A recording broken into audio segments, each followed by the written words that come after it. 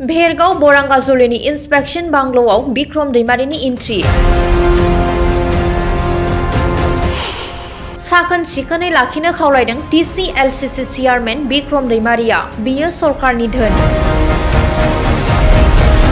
TCLCC chairman Bikram Daimaria नायगिदिंना फोरमायो दि आलासि बायदि फैयोब्ला जेन बेबायदि न'ब्लाङाव थानो मोननाय सुबिदा जायो जेन बिनि थाखाय साखोन सिखोनाव दोननो खावलायदों रायजोफोरखौ।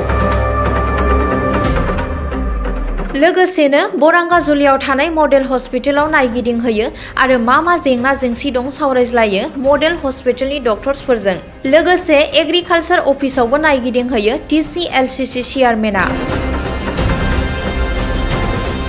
जोंहा बे बरंगाजुलि आइबियावहाय मोनसे मोजां न'ब्लां दङ आलासि थाग्रा।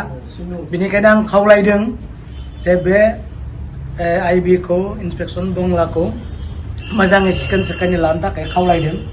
मालाबा आलासिफोर फैयोब्ला जों बेहायनो दोननांगोन आरो गोबां जिनिसफोरा बेयाव गैलिया हयथ' एसे बेखौ गावबा गाव साइड खालामना लांबाय बा गावनि गाव लांफिनबाय। दा बेनिखायनो मालाबा आलासिफोर फैयोब्ला बेवहाय दोननो हानाय बायदि गोबां जिनिस आरो मेटेरियल्सफोरखौ नांगौ जानानै फैगोन। बेनिखायनो जों बेयाव दिनै नायथिं फैबाय। थिगानो दङ बाखि बेखौ जों रिपेयारिं खालामनाय बेबस्था आरो गोबां जायबायदि आलासिफोरा बेयाव थाफैगोन बेफोरो जेन बिसोर बिथांमोना जेन सुबिदा मोनो बेखौबो नायनानै किसुमान मेटेरियल्सफोरखौ जोङो लाबोनो थाखाय जोङो नाजागोन।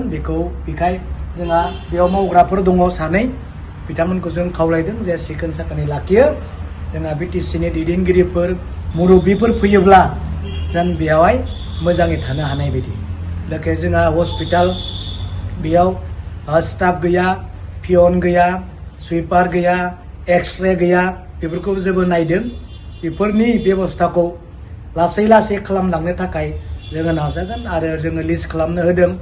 हस्पिटाल हिसाबै मा नांगौ जानाय दङ बेखौ जोङो डाक्टर स्टाफफोरनियाव बिनानै जोङो जोंनिफ्राय BTCआव बेखौ साबमिट खालामगोन।